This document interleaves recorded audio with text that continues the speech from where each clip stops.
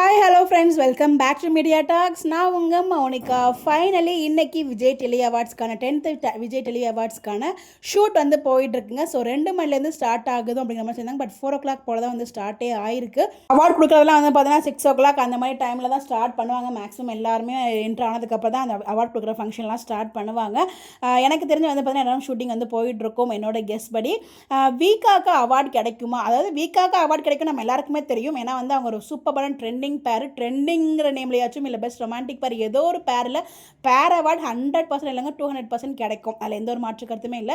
ஆனால் எல்லாருமே ஆசைப்படுறது பேர் அவார்டு அவங்களுக்கு கிடைக்கணும், விஜய்க்கு தனியாக காவேரிக்கு தனியாகவும் கிடைக்கணும்னு சொல்லி எனக்குமே அது பர்சனல் விஷயம் இருக்குது, ஆசையும் இருக்குது. அப்படி கிடைச்சா அதோட சந்தோஷம் எதுவுமே இல்லை. பட் கிடைக்குமான்னு கேட்டால் அது ஒரு கொஷின் மார்க் தான். பிகாஸ் வந்து பார்த்திங்கன்னா ஏன்னா விஜய் காவேரியோட ஆக்டிங் வந்து வேறு லெவல்.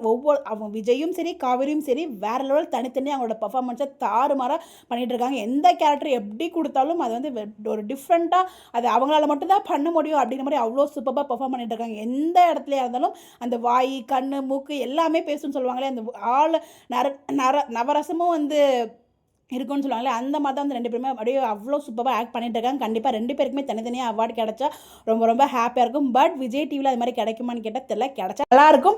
பெஸ்ட் ஆக்டருக்கு வந்து பார்த்தீங்கன்னா ரீசெண்டாக நம்ம விஜய் டிவியில் இன்ஸ்டாகிராம் பேஜ்லேயுமே ஒரு ஃபோட்டோஸ்லாம் ஷேர் பண்ணதாங்க. அதில் விஜயோட நேம் இல்லை, முத்து இருந்தார், சின்ன மருமகள் ஹீரோ இருந்தார். ஸோ இந்த 4 ஹீரோ வந்து அதில் வந்து ஷேர் பண்ணியிருந்தாங்க. பட் அவங்க எப்படி பார்ப்பாங்கன்னா அங்கே அதாவது டிஆர்பியில் முன்னா யார் இருக்கான்னா சிலடிக்கு ஆசை தான். ஸோ அந்த ஹீரோக்கு தான் வந்து பெஸ்ட் ஹீரோங்கிறத கொடுப்பாங்க. மேக்ஸிமம் விஜய் டிவியில் அதுதான் பண்ணுவாங்க, அதில் எந்த ஒரு டவுட்டுமே இல்லை.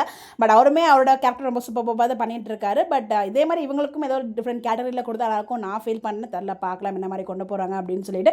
அவார்ட் ஃபங்க்ஷன் போக போக தான் நமக்கு வந்து அப்டேட்ஸ் கிடைக்கும். விஜய் டெலிவிஷன் ஏன் அந்த இடத்துல நம்ம விஜயோட ஃபோட்டோவை இன்சர்ட் பண்ணலங்கிறதுக்கு ஒரு முக்கியமான காரணமும் இருக்குது. அதுக்கு பின்னாடி ஒரு என்னென்னா அந்த இடத்துல விஜய் நேம் இன்சர்ட் பண்ணாங்கன்னா கண்டிப்பாக அந்த இடத்துல நம்ம முத்துக்கு அவ்வளோவா வந்து அங்கே ஓட்ஸ் கம்மியாக தான் விழுகும். விஜய் தான் வந்து நம்ம சோஷியல் மீடியா பொறுத்த வரைக்கும் ட்ரெண்டிங்கில் இருக்கிறது விஜய் தான். ஸோ அப்படிங்கிறப்ப அதனால் மேபி அவங்க அந்த நேம் இன்சர்ட் பண்ணலையே நமக்கு தெரியல. பட் அதனால் முத்துவோட நான் கம்மியாக இட போல யாரும் கமெண்ட்ல திட்ட வந்துடாதீங்க. அவரும் அவரோட கேட்டில் ரொம்ப சூப்பராக பண்ணியிருக்காரு. அவரை தவிர அந்த கேட்டை வேறு யாருமே பண்ண முடியாது. ஓகேங்களா? ஸோ ஏன்னா அவங்க வந்து டிஆர்பியில் யார் ஹையஸ்ட்டில் இருக்காங்களோ அதுக்கேற்ற மாதிரி தான் அந்த best hero best heroine award வந்து கொடுப்பாங்க மேக்ஸிமம் விஜய் டிவியில்.